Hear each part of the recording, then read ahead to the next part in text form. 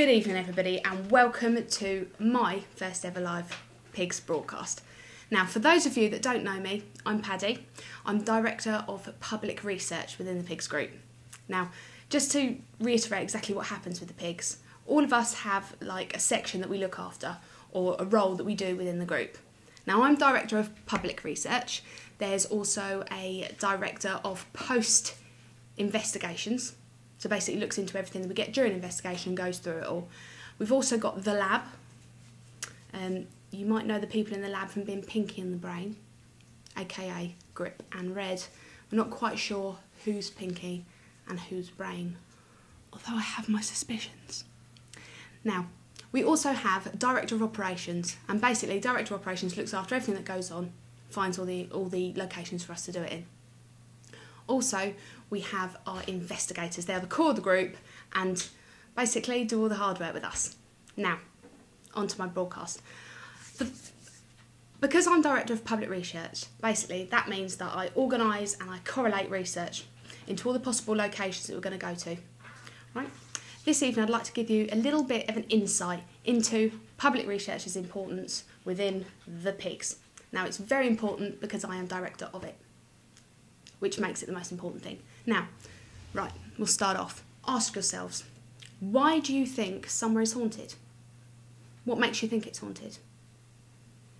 Now, 9 times out of 10 is because you've either read about it, someone's told you about it, or, I don't know, you've heard about it from somebody else, that something's happened to somebody there, or you've read about it, that somebody's happened to something there. Now, if you are not one of the 9 out of 10 people that would have read about it or heard about it past hand, and you've actually experienced something first hand, then odds are you've probably told somebody about it. Who's told somebody? Who's told somebody? Who's told somebody? It turns everything that happened to you into another story, into almost like an urban legend, as it were. And that's the sort of thing that public research taps into. All of this information that otherwise would be lost because it isn't written down or it's not historically accurate. We like to tap into all of that. Now, what is public research? Now, basically it means once we've decided on a location to investigate, we get ourselves down there. We go and talk to all the people that either live there, work there, drink there, because it quite often ends up being a pub. And, you know, we talk about exactly what they've heard. I mean, usually they'll say, oh, who are you? Why have you got pigs written on your t-shirt? And we say, oh no, I'm Paranormal Investigation Group Sussex. And, you know, we look and say, oh, well, I was told by somebody who used to clean here 20 years ago that there used to be a white lady who used to walk down the corridor. And what we do is we'd look back into that and think, is there a lady who maybe died on that corridor if we look in the census? Things like that. Now, there's no better way to get information than from the people who are there. They know better than anybody. They know better than the people who write the histories, basically, because it's happening to them. Now, not every incident is recorded into history. Okay? Not every paranormal occurrence is written down. Now, with public research, what you mostly get is word of mouth. And, I mean, there are arguments that it's not going to be exactly viable and it might not be truthful. But there's no smoke without fire, basically. And it is so helpful. It really, really makes us thoroughly investigate places before we go in there and find out whether it's worth doing. Now, once we investigated a pub in Brighton, and what we did is we went down there a couple of weeks before and we sat down and we interviewed everybody in the pub, basically. We gave out leaflets, we talked to them about it, said, you know, this place is supposed to be haunted, have you ever heard anything? Has anything ever happened to you? And most of them, if not all of them, knew something that had happened in that pub.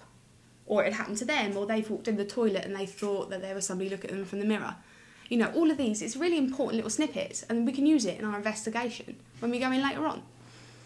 Now, the pub we went to in Brighton, the workers there had reported that they were really, really uneasy in a certain part of the cellar.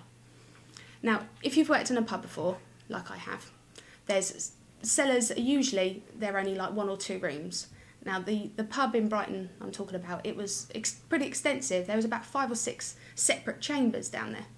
Now, one of the largest chambers at the back wall was where everyone was saying that the workers were saying that they didn't like being down there. It wasn't anywhere near where the barrels are, so that's where most of the noise is in the cellar. And they'd say, do you know what, that back wall always feels like there's someone stood there, feels like we're being watched. Or I went in there to get some beer mats and I could hear someone moving around in the back of the cellar. Now, all of this wasn't written down anywhere else, so we put it into our public research. Now, when we looked into the historical research and the census and the plans of the building, what we actually found out was that the cellar was used for the police station as holding cells. And it was at that back wall where you could still see the 3 separate cells where people used to be held. Now, that sort of thing wouldn't have come up usually unless we'd been down there and talked to everybody who was there. That's how important it is. Now, this sort of information with stories can also be found on paranormal websites, places like Haunted Network.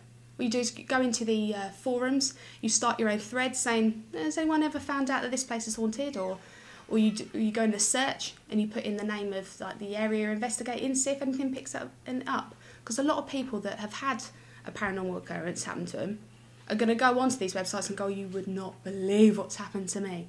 And they will list it all down there. So that is also very helpful. Now, this stuff is exactly what the pigs like to gather. It gives us more scope, it gives us more leads, and this will work hand in hand with all the traditional research, like I mentioned earlier, the census, things like news archives, as you know, if there have been any fires, things like that. And if you put that together with what you've heard on the street, as it were, or what you've heard in the forums, you can get more of an idea exactly why somewhere is haunted and exactly what it is that's haunting the place. Because, I mean, as we all know, not all hauntings is dead people. It could be anything.